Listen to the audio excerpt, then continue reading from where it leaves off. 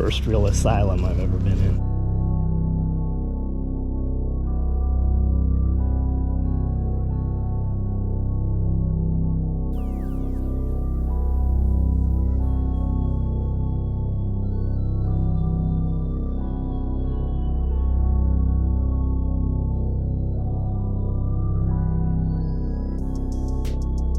Western State Mental Hospital, located near Boliver, was the last state mental hospital to be constructed and habitually the one least funded.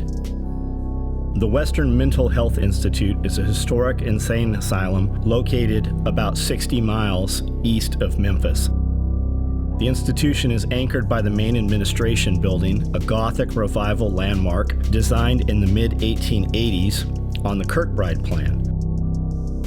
Constructed 1886 to 1889, the asylum was the last of Tennessee's 3 major mental hospitals built in the Victorian era, and the only one to remain in operation. Kirkbride buildings are named after Dr. Thomas Story Kirkbride, 19th century physician and asylum superintendent who authorized a treatise on hospital design.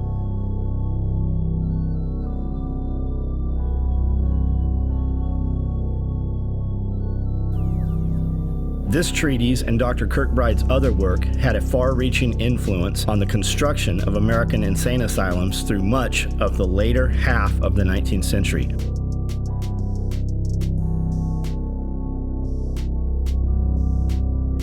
Kirkbride buildings are most recognizably characteristic by their somewhat unique batwing floor plan and their often lavish Victorian-era architecture. Their design was an attempt at creating a space to facilitate the return to sanity. The buildings were conceived by Dr. Kirkbride and his contemporary as active participation in treating the mentally ill.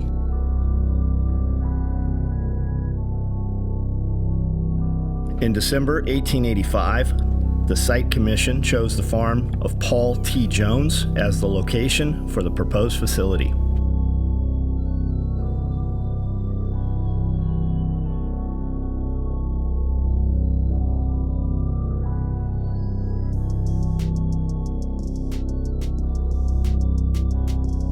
The site commissioner chose the former home of Calvin Jones as the location of this facility. Calvin Jones was among the group of founders of the North Carolina Medical Society. He was also an adjutant general of the state militia during the period of war of 1812 and a Grand Master of Masons of North Carolina.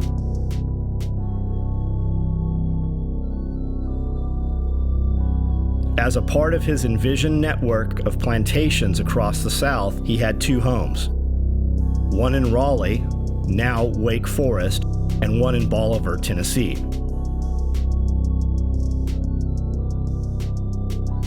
He names his Tennessee plantation Pontine after the pons network of the brain, representing his idea of network of plantations. After his death in 1846, his son Paul T. Jones inherited the plantation and eventually sold it to the state of Tennessee in 1885.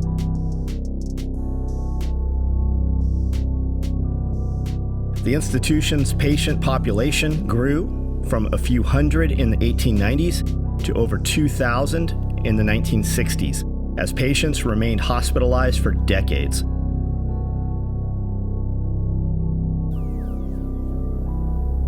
Many were crowded into large dormitories and had little privacy.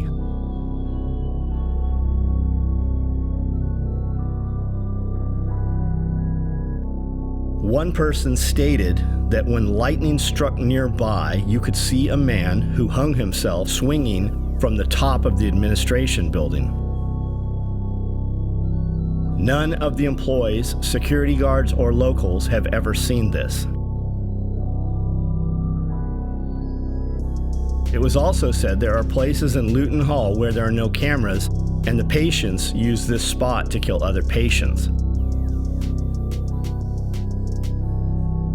One man strangled his roommate with a tube sock because his snoring kept him awake.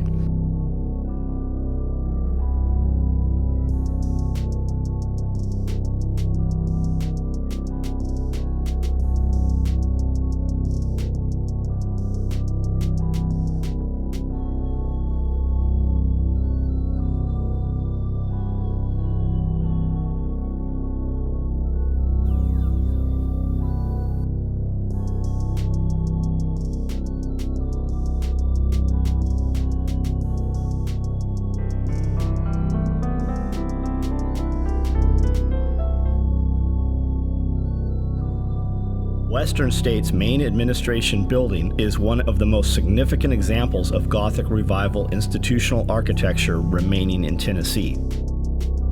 The architects of the Western State were the brothers Harry Peake MacDonald, 1848 to 1904, and Kenneth MacDonald, 1852 to 1940, who practiced together in Louisville, Kentucky. Unique architectural elements of the Kirkbride Asylum include long wings arranged in a staggered, tiered plan so each connected building receives sufficient sunlight and fresh air, as well as privacy for the patients and views of the grounds.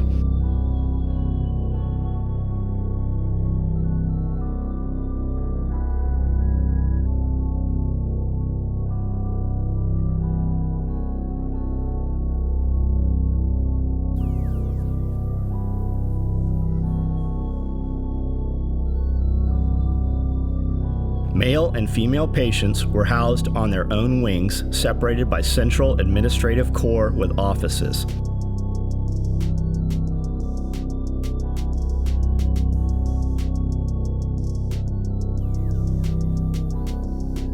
Each wing was subdivided into wards separated by polygonal stair towers.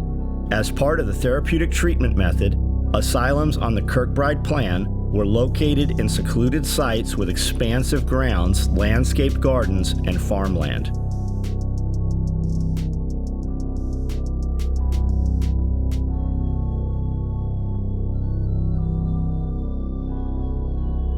Construction of the $250,000 four-story facility included rooms for 300 to 350 patients. The facility opened December 1889 with 156 patients transferred from Nashville. Like most other Kirkbride plan asylums, Western State was built in the Gothic Revival style and is characterized by steeply pitched, hipped, and polygonal roofs.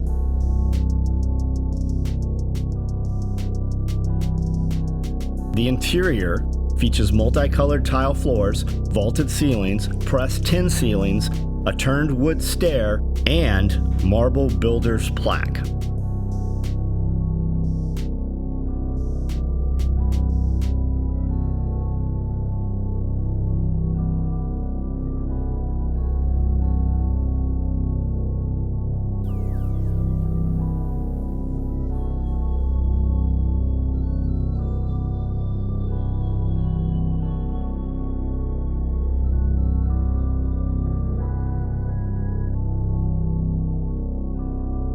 The state-owned 798-acre facility was largely self-sufficient and grew from a few hundred patients in 1890s to 3,200 patients and 250 staff members by 1960.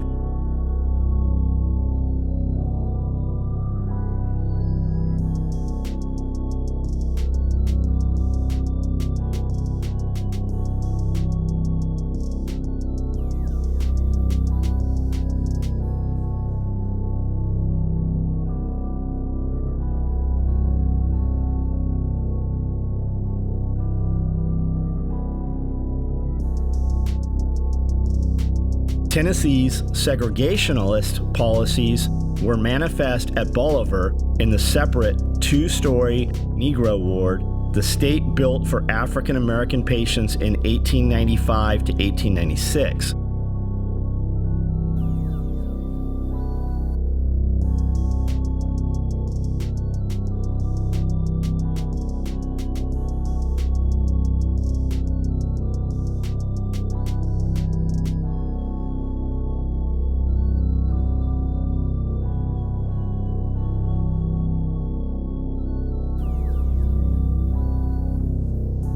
In 1948, the original hospital building from 1895 to 1913 was razed and replaced with a three-story, mid-century modern building called Luton Hall.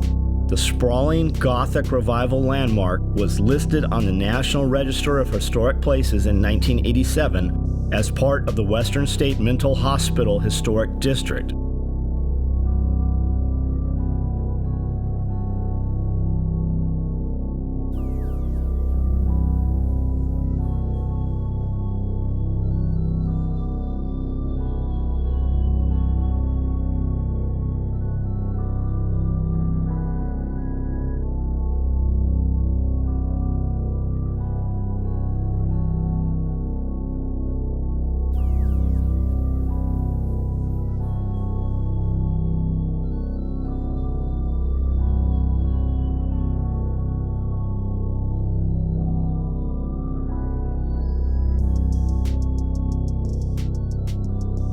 The system for securing financing for patient care limited the operating budget. In Tennessee, there were 3 classes of patients: the state pay patients, the county pay patients, and the private pay patients.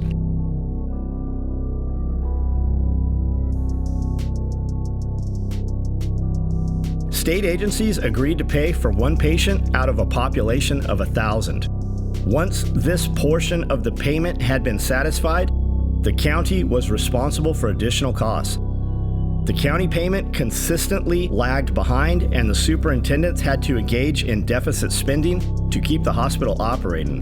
The 2 most influential superintendents, Dr. Edwin Koch and Dr. Edwin Levy, often faced political pressures from state officials, but both managed to make some improvements in the care offered at Western.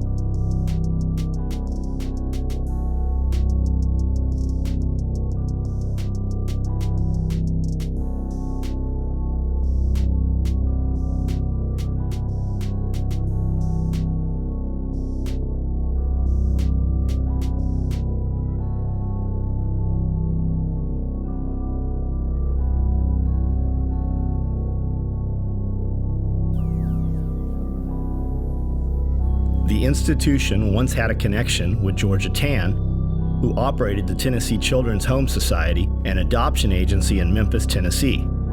Tann used the unlicensed orphanage as a front for her black market baby adoption scheme. Children born to patients at the asylum would be placed for adoption with a false background for as little as $7.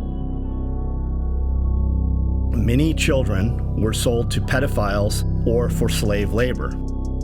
Over the course of 30 years, as many as 5,000 families were displaced due to Tann's adoption practices. Backed by local judges and politicians, Georgia Tann made millions from the 1920s to 1949. Children at her orphanage were starved, beaten, and molested. During 4 months in 1945, 50 children died while in her care, prompting an investigation by authorities. Not until her death in 1950, due to cancer, did the real story of her infamous career come to light.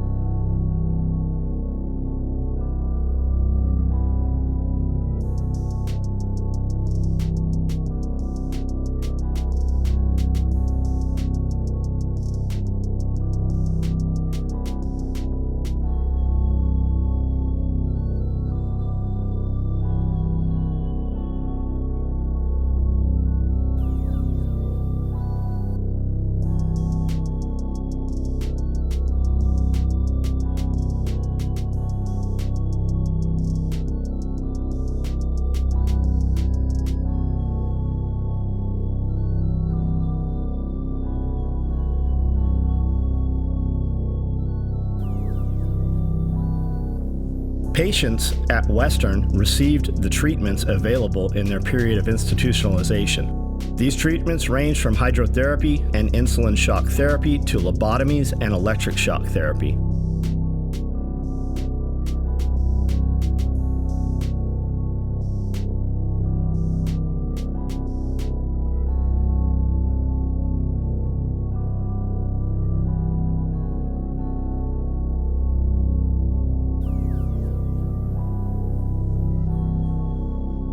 With the severe staff limitations, however, patients were fortunate to receive 10 minutes per week with a psychiatrist.